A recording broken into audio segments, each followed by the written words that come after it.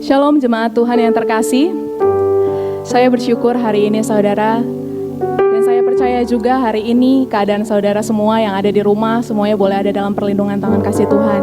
Bahkan kalau kita lihat saat-saat ini mungkin dunia atau keadaan situasi tidak mendukung keadaan kita saat ini, tapi percaya bahwa kita punya Tuhan yang luar biasa, Tuhan yang besar, Tuhan yang sanggup, bahkan Tuhan yang terus akan memberkati saudara dan saya di tempat ini. Dan sebab itu hari ini saya rindu mengajak setiap saudara yang ada di rumah untuk kita sama-sama siapkan hati, siapkan pikiran kita, biar fokus kita pagi hari ini boleh tertuju kepada Tuhan. Mari kita satukan hati kita berdoa. Bapa, kami mengucap syukur untuk hari ini, untuk setiap yang Tuhan boleh berikan baik adanya bagi setiap kami. Sebab Tuhan kasih setiamu tidak pernah berkesudahan, dulu sekarang sampai selamanya kami bisa dapat nikmati Tuhan. Tuhan pagi hari ini, biar hati kami Tuhan terfokus dan tertuju kepada Tuhan, biar pujian kami menyenangkan hatimu dan membawa Tuhan Yesus hadirat-Mu turun atas setiap kami ya Bapa. Terima kasih Tuhan, terima kasih, terpujilah namamu kekal selama-lamanya. Hanya dalam namamu Yesus Kristus, amin. Mari saudara kita siapkan hati kita untuk kita masuk ke dalam tahtanya Tuhan.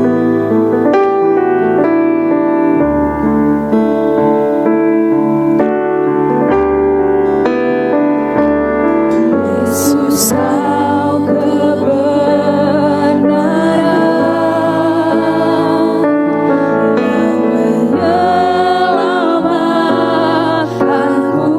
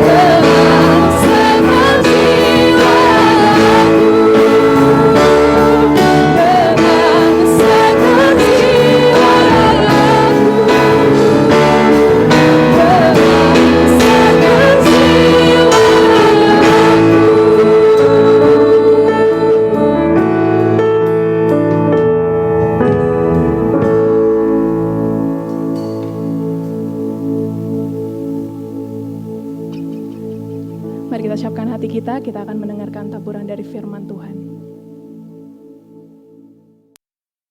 Shalom saudara-saudara yang saya kasihi, jemaat Tuhan dimanapun saudara berada. Selamat pagi, selamat beribadah. Mari kita persiapkan hati kita untuk kita masuk di dalam perenungan firman Tuhan pagi hari ini. Saya percaya dimanapun saudara berada, pemeliharaan Tuhan cukup bagi saudara. Setiap anak-anak Tuhan yang hidup dengan taat dan setia kepada Dia tidak pernah meninggalkan, bahkan membiarkan saudara dan saya berjalan sendiri. Saudara-saudara yang saya kasihi, waktu berjalan begitu cepat, tanpa terasa kita sudah berada di minggu kedua bulan Mei.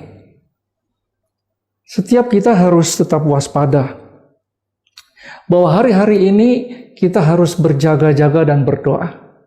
Karena tidak ada satupun yang kita alami hari-hari ini adalah sesuatu yang memberikan kita kepastian.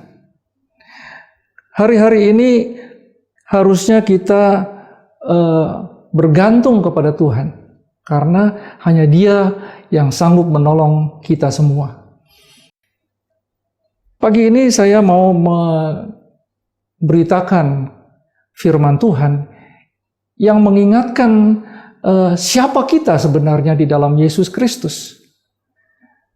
Seperti apa yang dikatakan di dalam 1 Petrus 2 ayat yang ke-9, firman Tuhan berkata, "Tetapi kamulah bangsa yang terpilih, imamat yang rajani, bangsa yang kudus, umat kepunyaan Allah sendiri, supaya kamu memberitakan perbuatan-perbuatan yang besar dari Dia yang telah memanggil kamu keluar dari kegelapan kepada terangnya yang ajaib."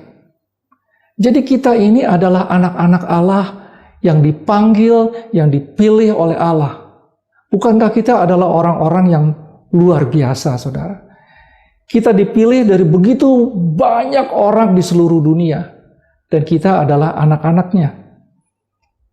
Saudara-saudara yang berbahagia, firman Tuhan dengan jelas mengatakan, jadi bukan kita yang memilih Tuhan, bukan kita yang memilih Allah, tetapi Allah lah yang telah memilih saudara dan saya. Untuk memperjelas, kita bisa baca di dalam kitab Efesus pasal yang pertama, ayat yang keempat.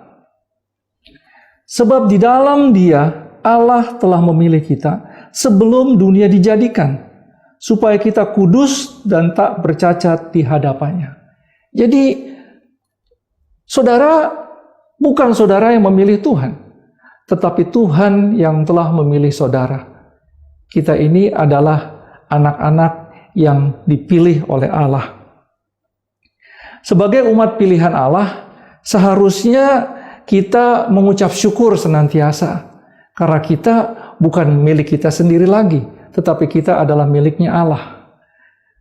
Saudara, kalau kita sudah menjadi miliknya Allah, ada panggilan tertinggi di dalam hidup kita yang menjadi tanggung jawab bagi kita, yaitu kita harus mengasihi Allah dan kita harus mengasihi sesama kita. Seperti apa yang tertulis di dalam kitab Matius pasal yang ke-22, ayat yang ke-37 sampai ayat yang ke-39. Di situ firman Tuhan berkata, "Kasihilah Tuhan Allahmu dengan segenap hatimu, dengan segenap jiwamu, dengan segenap akal budimu, dan kasihilah sesamamu manusia seperti dirimu sendiri." Itulah hukum yang utama dan yang pertama. Tetapi hukum yang kedua yang sama seperti hukum yang pertama, yaitu bahwa saudara dan saya harus mengasihi sesama kita manusia seperti kita mengasihi diri kita sendiri. Bohong kalau ada orang yang berkata, "Oh, aku mengasihi Tuhan Allahku dengan segenap hatiku," tetapi dia membenci saudaranya yang bisa dilihatnya. Karena ada juga tertulis di dalam kitab 1 Yohanes 4 ayat yang ke-20. Demikian firman Tuhan berkata, "Jikalau seseorang berkata, 'Aku mengasihi Allah,' dan ia membenci saudaranya, maka ia adalah pendusta. Karena barang siapa tidak mengasihi saudaranya yang dilihatnya, tidak mungkin mengasihi Allah yang tidak dilihatnya. Jadi banyak orang Kristen yang bilang, aku mengasihi Allah, aku mengasihi Tuhan Yesus dengan segenap hati. Tapi kelakuannya dia tidak bisa mengasihi saudara-saudara yang ada di sekitarnya. Dia tidak bisa mengampuni kesalahan orang-orang yang bersalah kepada mereka. Ini adalah sesuatu yang firman Tuhan katakan kita berdusta. Pada waktu kita mengatakan kita mengasihi Tuhan kita, tetapi kita tidak bisa mengasihi saudara-saudara kita.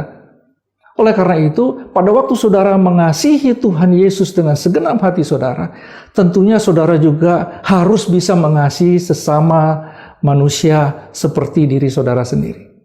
Kalau ada orang yang bersalah kepada saudara, berikanlah pengampunan. Sebab itulah bagian daripada doa Bapa kami, yang mengatakan, ampunilah segala kesalahan kami, seperti kami juga mengampuni orang yang bersalah kepada kami. Saudara, pagi hari ini, apa yang telah Tuhan persiapkan bagi kita semua, yaitu Tuhan mengingatkan bahwa kita tidak hanya menjadi orang-orang pilihannya yang akan dipakai Tuhan untuk menjangkau banyak orang, tetapi kita juga adalah utusan-utusan Allah yang sudah dipilihnya dan diutusnya untuk menyatakan bahwa Allah mengasihi manusia dan bahwa Allah telah mengirimkan anaknya yang tunggal, yaitu Yesus Kristus, mati bagi saudara dan saya untuk mengampuni dosa saudara dan saya. Oleh karena itu, kita tidak hanya orang-orang yang sudah dipilih oleh Allah, tetapi kita juga adalah utusan-utusan Allah. Maukah saudara dipakai oleh Tuhan untuk menjadi utusannya? Bersediakah saudara untuk dipakai oleh Tuhan untuk menjadi alat kepanjangan tangan Tuhan untuk memberitakan kabar baik kepada banyak orang? Pada waktu Yesus mati di kayu salib, dia tidak mati tanpa tujuan. Dia tidak mati tanpa satu purpose atau satu target yang harus dicapai, yaitu dia mati supaya saudara dan saya kembali kepada Allah. Kematiannya itu bukanlah kematian seperti manusia biasa, tapi kematiannya adalah untuk menebus dosa kita semua, orang-orang yang telah berdosa. Saudara yang berbahagia di dalam Yesus Kristus, dengan demikian, Ia yang telah menebus dosa saudara dan saya, juga telah memenuhi atau menggenapi perannya. Ketika Yesus mati di salib, Dia telah memenuhi perannya sebagai pengantara atau sebagai imam yang bagi saudara dan saya sebagai pengantara. Apa itu sebagai pengantara? Kita bisa lihat firman Tuhan dari kitab Ibrani pasal yang ke-7 ayat yang ke-25. Saya akan bacakan firman Tuhan. Karena itu Ia sanggup juga menyelamatkan dengan sempurna semua orang yang oleh Dia datang kepada Allah, sebab Ia hidup senantiasa untuk menjadi pengantara mereka. Firman Tuhan dengan jelas mengatakan, karena itu Ia sanggup juga menyelamatkan dengan sempurna setiap orang yang oleh Dia datang kepada Allah, sebab Ia hidup senantiasa untuk menjadi pengantara mereka. Tidak ada di dunia ini yang bisa menyelamatkan manusia dengan sempurna selain Tuhan kita, Yesus Kristus. Karena firman Tuhan adalah ya dan amin. Ini adalah firman Tuhan, janji Tuhan bahwa Dia adalah satu-satunya juru selamat kita semua. Dan Dia bisa menyelamatkan saudara dan saya dengan sempurna. Karena Dia sudah mati di salib untuk menebus dosa saudara dan saya. Oleh karena itu, Ia berfungsi juga sebagai pengantara Pengantara yang hidupnya senantiasa berdoa syafaat bagi saudara dan saya. Pengantara supaya saudara dan saya menerima keselamatan yang daripadanya. Saudara yang saya kasihi di dalam Tuhan Yesus, hanya Yesus satu-satunya yang bisa memulihkan hubungan antara Allah dengan manusia. Manusia dengan segala macam cara tidak bisa memulihkan hubungan kita dengan Allah, karena kita sudah jatuh di dalam dosa.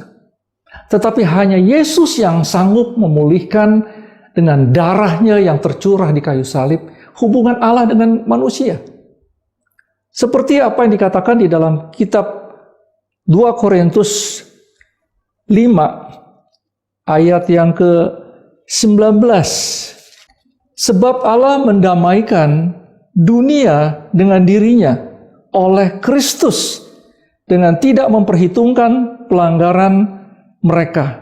Ia telah mempercayakan berita pendamaian itu kepada kami. Hanya Yesus yang bisa mendamaikan Allah dengan manusia.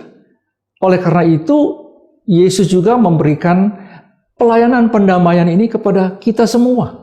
Orang-orang yang sudah ditebus oleh darahnya, orang-orang yang sudah menerima keselamatan, orang-orang yang mengerti firman Tuhan, dan kita juga harus memberitakan pendamaian ini kepada banyak orang, supaya banyak orang didamaikan dengan Allah. Apakah saudara mau menjadi agen perdamaian bagi Tuhan kita Yesus Kristus?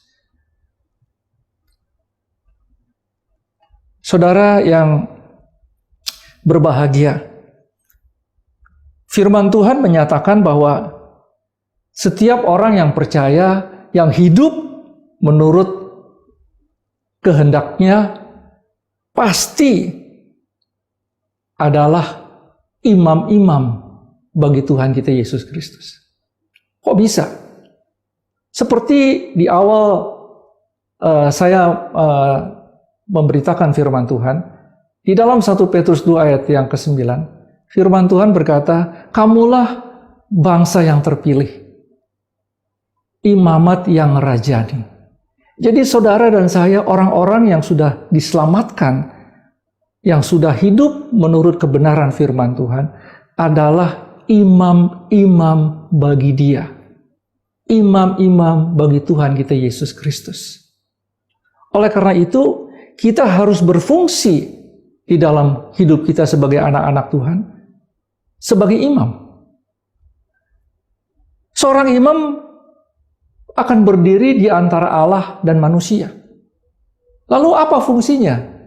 Kita mempunyai tanggung jawab. Kita datang kepada Allah, membawa doa syafaat kita, mewakili manusia. Dan kita datang kepada manusia, mewakili Allah, memberitahukan kepada manusia apa yang menjadi kehendak Allah. Kalau ada teguran-teguran, kita harus menerima teguran dan berubah seturut dengan kehendak Tuhan. Jadi kita ini mempunyai tanggung jawab yang luar biasa, saudara. Tidak hanya sebagai orang-orang yang selamat, tapi kita juga mempunyai tugas untuk menjadi imam-imam. Dan kita harus berfungsi. Jangan sebagai imam yang tidak efektif, tapi kita harus menjadi imam yang efektif. Yaitu kita harus datang kepada Bapa, bersyafaat, mewakili manusia, mewakili anggota keluarga kita, mewakili jemaat seluruhnya, dan kita datang kepada manusia, memberitakan apa yang menjadi kerinduan hati Tuhan, supaya kita bisa melakukan kehendak-Nya.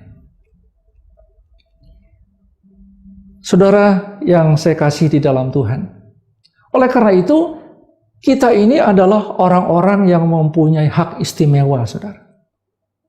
Karena pada waktu saudara dan saya diselamatkan, tidak hanya sekedar selamat, tapi kita juga mempunyai tugas yang luar biasa.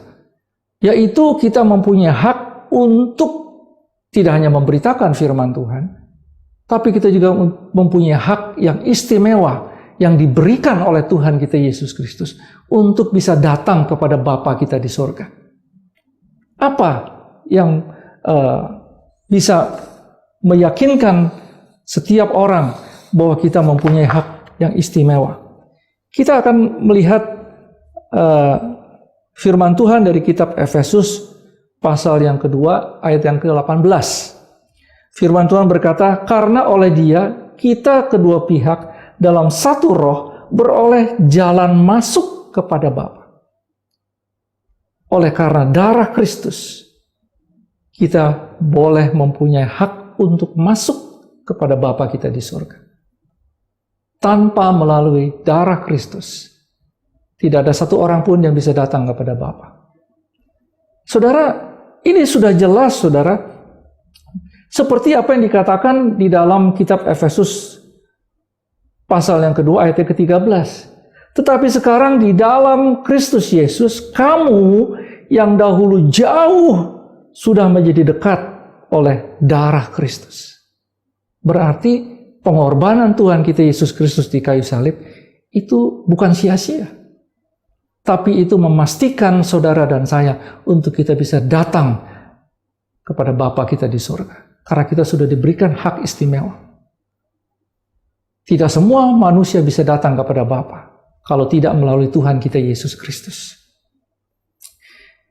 Yang kedua, saudara, tadi yang pertama, bahwa kita beroleh jalan masuk kepada Bapa kita di surga.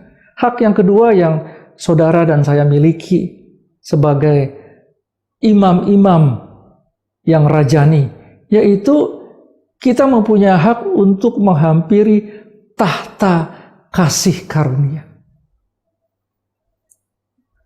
Ibrani 4 ayat 16 mengatakan, sebab itu marilah kita dengan penuh keberanian menghampiri tahta kasih karunia, supaya kita menerima rahmat dan menemukan kasih karunia untuk mendapat pertolongan kita pada waktunya.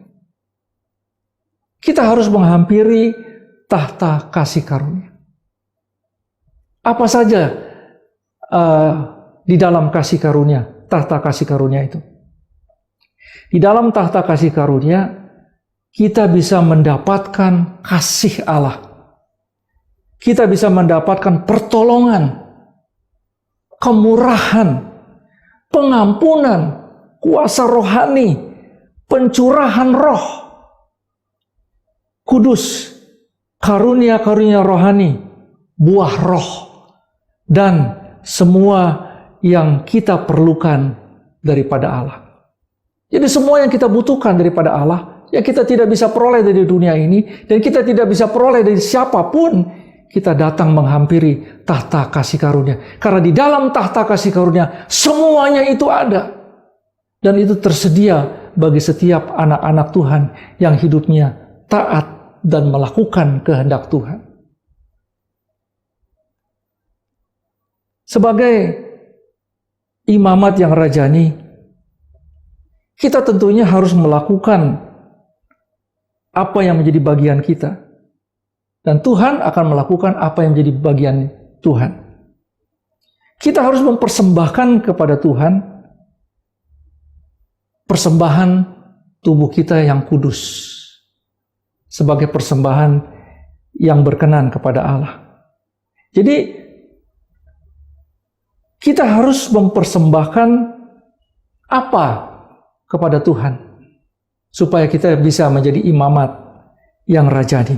Yang pertama, kita harus mempersembahkan tubuh kita sebagai persembahan yang hidup, yang kudus, dan yang berkenan kepada Allah. Saudara, sebagai imam, kita harus senantiasa aware, senantiasa ingat, ya, setiap saat harus dituntun oleh Roh Kudus, supaya kita bisa menjaga hidup kita kudus di hadapan Tuhan. Menjaga kekudusan. Kita harus memikul salib kita dan mengikut Yesus, menyangkal diri, memikul salib kita dan mengikut Yesus setiap hari. Tanpa kekudusan tidak mungkin kita bisa bertemu dengan Tuhan kita. Karena Tuhan kita adalah kudus. Saudara, untuk kita bisa mencapai hidup kudus, ya, tentunya tidak ada orang yang bisa hidup kudus, ya, seperti Tuhan kita Yesus Kristus. Tapi kita sedang diproses. Kita melalui proses, kita dikuduskan, kita dipulihkan, ya. Oleh karena itu, Tuhan Yesus sebelum dia naik ke surga, dia minta kepada Bapa di surga seorang penolong yang sanggup, yang akan tinggal di dalam hidup saudara dan saya, yaitu Roh Kudus, yang akan membantu saudara, menghibur saudara, menolong saudara, memampukan saudara untuk hidup kudus. Oleh karena itu, kita perlu baptisan Roh Kudus. Kita perlu kepenuhan Roh Kudus supaya hidup kita bisa seturut dengan kehendak Bapa kita di surga. Yang kedua, saudara, apa yang harus kita lakukan supaya tidak hanya kita mempersembahkan tubuh kita sebagai persembahan yang hidup, kudus, dan berkenan kepada Allah. Yang kedua, kita harus hidup tidak serupa dengan dunia ini. Tetapi kita harus berubah dengan pembaharuan budi kita, sehingga kita dapat membedakan manakah kehendak Allah, apa yang baik, yang berkenan kepada Allah, dan yang sempurna. Waduh, sulit juga ya. Mungkin saudara bertanya, wah, Pastor, sulit juga kita sebagai anak-anak Tuhan untuk hidup. Tidak, saudara. Karena pada waktu saudara tidak mampu, Roh Kudus yang akan menolong saudara. Pada waktu saudara tidak mampu, Tuhan yang akan memberikan kemampuan kepada saudara. Yang harus kita lakukan, kita harus berseru-seru senantiasa kepada Tuhan kita Yesus Kristus. Minta pertolongan, minta kekuatan. Dan Roh Kudus dengan kuasanya akan membantu saudara dan saya. Seperti apa yang sudah ditulis di dalam kitab Roma, pasal yang ke-12, ayat yang kedua. Di situ firman Tuhan dengan jelas mengatakan bahwa janganlah kamu menjadi serupa dengan dunia ini, tetapi berubahlah oleh pembaharuan budimu, sehingga kamu dapat membedakan manakah kehendak Allah, apa yang baik, yang berkenan kepada Allah, dan yang sempurna. Apa yang baik, ya. Terus yang berkenan kepada Allah dan yang sempurna. Baik tidak menurut ukuran manusia, tapi baik menurut ukuran Tuhan kita Yesus Kristus. Oleh karena itu, kita harus senantiasa menjalin hubungan kita bersama dengan Tuhan kita Yesus Kristus. Di dalam doa, pujian, dan penyembahan kita yang harus kita naikkan senantiasa kepada Tuhan kita Yesus Kristus. Pada waktu kita memuji dan menyembah Tuhan, roh kita dibangkitkan, iman kita bertumbuh. Ya. Saudara yang berbahagia di dalam Tuhan Yesus, sebagai imam-imam yang melayani dengan efektif di hadapan Allah dan manusia, apa yang harus dibuang dari kehidupan kita? Kalau saudara mau melayani sebagai imam dengan efektif, apa yang harus saudara buang dari hadapan Allah di dalam hidup kita? Apa yang harus kita buang? Yang pertama, kita harus membuang segala kejahatan, segala tipu muslihat, dan segala macam kemunafikan, kedengkian, dan fitnah. Itu sudah tidak harus ada di dalam kehidupan kita. Oleh karena itu, kita harus membaca firman Tuhan, merenungkan firman Tuhan, mengingat-ingat supaya kita jangan jatuh di dalam dosa yang sama. Supaya kita menolak segala perbuatan jahat. Ya. Kita tidak mau mengikuti tipu muslihat manusia dan segala macam kemunafikan, kedengkian, dan fitnah. Kadang-kadang kita terhanyut oleh rasa dengki, mungkin dengan saudara seiman kita. Ya. Tapi kita harus mulai menolak kalau rasa dengki itu mulai coba untuk menguasai hati kita. Karena kita harus penuh dengan pengucapan syukur.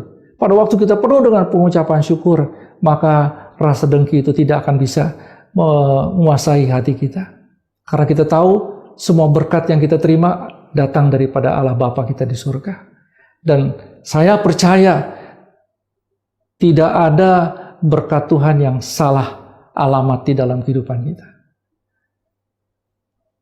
Saudara, itu semua tertulis di dalam kitab 1 Petrus 2 ayat 1 dan 3. Mari kita baca, saudara. Saudara, kalau ada Alkitab di rumah, saudara bisa buka sama-sama dengan saya. Kita buka di 1 Petrus pasal yang kedua, ayat yang pertama dan ketiga, ayat pertama sampai ayat yang ketiga.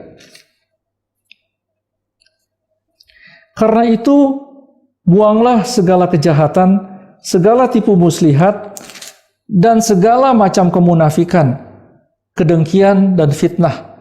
Dan jadilah sama seperti bayi yang baru lahir, yang selalu ingin akan air susu yang murni dan yang rohani, supaya olehnya kamu bertumbuh dan beroleh keselamatan.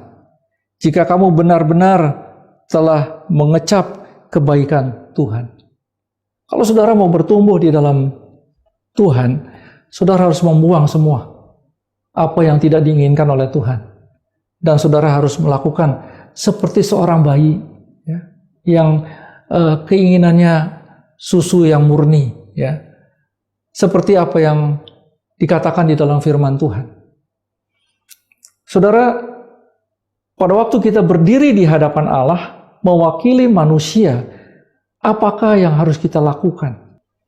Yang pertama, kita harus menaikkan permohonan, doa syafaat, dan ucapan syukur untuk semua orang, untuk raja-raja, dan untuk semua pembesar, agar kita dapat hidup tenang dan tentram dalam segala kesalehan dan kehormatan. Kita hidup di Indonesia, saudara. Mungkin ada di antara saudara yang tidak suka dengan kepemimpinan presiden, atau wakil presiden, atau anggota parlemen, para menteri mungkin. Tapi kita harus mengikuti perintah Tuhan di dalam firman-Nya, bahwa di dalam 1 Timotius pasal yang kedua ayat yang pertama sampai ayat yang kedua mengajarkan kepada kita supaya kita menaikkan permohonan, doa syafaat, dan ucapan syukur untuk semua orang, untuk raja-raja, berarti untuk para pemimpin di bangsa Indonesia ini, presiden kita, wakil presiden, orang-orang yang duduk di anggota DPR, MPR, ya, para menteri. Ya, mungkin mereka melakukan kesalahan, tapi kita mempunyai tugas untuk mendoakan mereka senantiasa supaya bangsa Indonesia ini dipulihkan oleh kepemimpinan mereka dan Tuhan bekerja di dalam kehidupan mereka.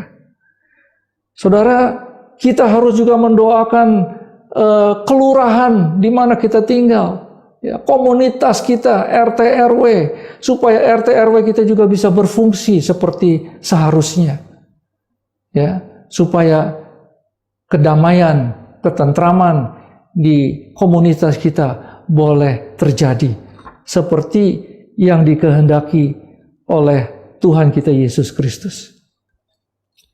Pada waktu kita pergi ke orang-orang wakili Allah, apakah yang harus kita lakukan sebagai wakil-wakil Allah? Firman Tuhan di dalam 1 Tawarikh pasal yang ke-16, ayat yang ke-24 saya akan bacakan. 1 Tawarikh pasal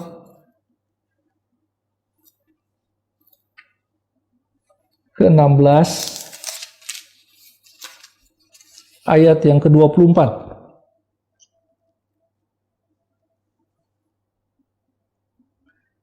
Ceritakanlah kemuliaannya di antara bangsa-bangsa, dan perbuatan-perbuatannya yang ajaib di antara segala suku bangsa.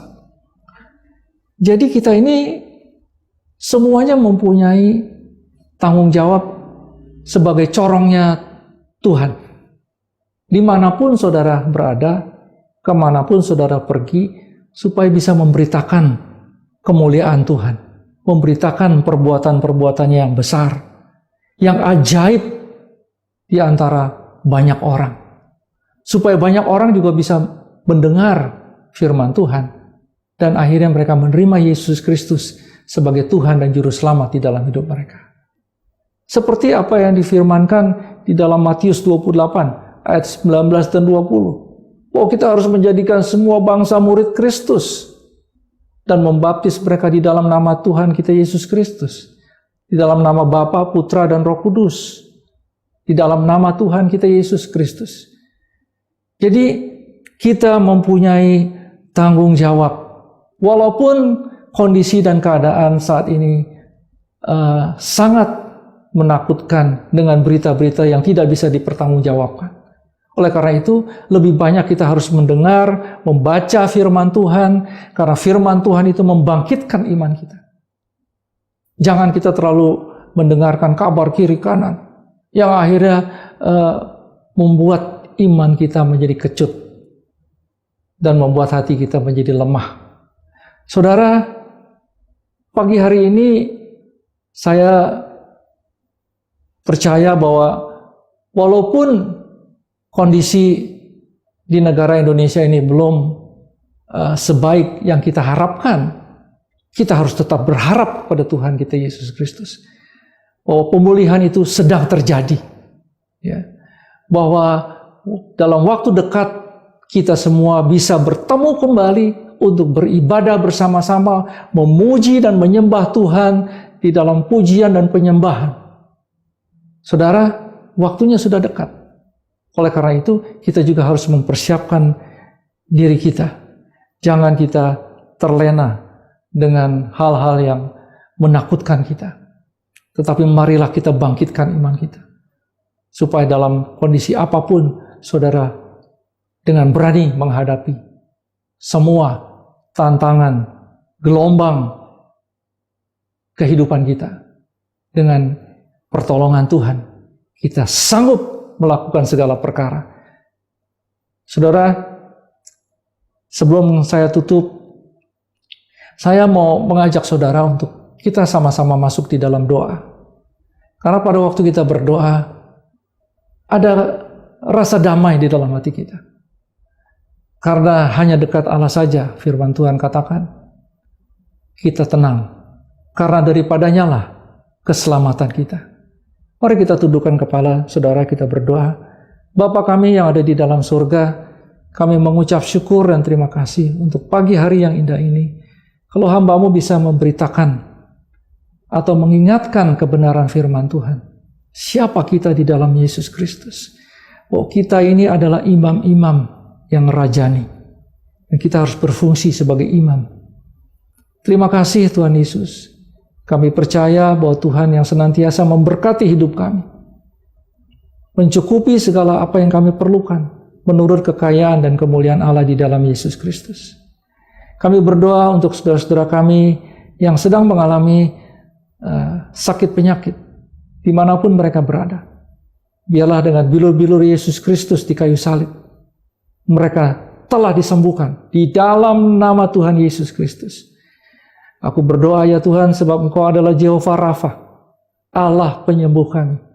Terima kasih Tuhan Yesus. Tuntun langkah kami ya Roh Kudus, supaya kami berjalan di dalam kebenaran firman Tuhan. Tuhan, lindungi kami dari segala virus corona, dari segala penyakit yang berbahaya, dari segala tekanan ekonomi. Kami anak-anak-Mu akan hidup lebih daripada pemenang. Terima kasih Tuhan Yesus, terima kasih. Dan pada saat ini saya mengajak saudara-saudara semuanya di rumah untuk mengangkat tangan saudara, menerima berkat, damai sejahtera, sukacita daripada Allah Bapa yang Maha Kuasa. Dan kiranya Tuhan memberkati engkau dan melindungi engkau. Tuhan menyinari engkau dengan wajah-Nya dan memberi engkau kasih karunia.